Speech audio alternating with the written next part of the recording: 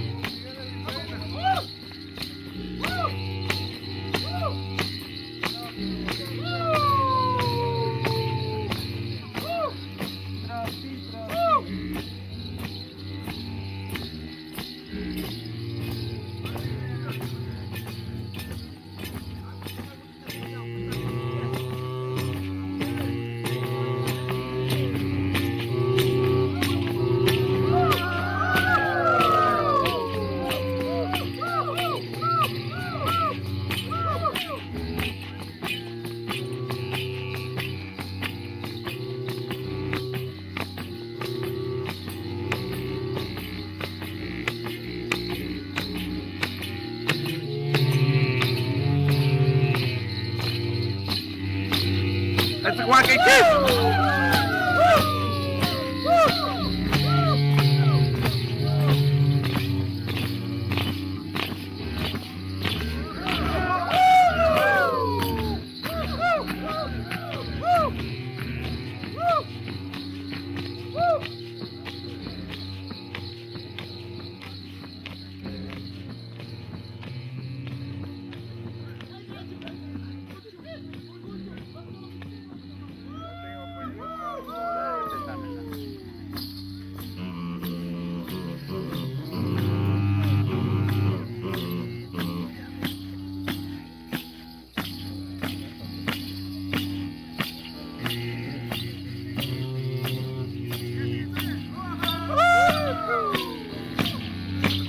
Oh, pizza, pizza, pizza.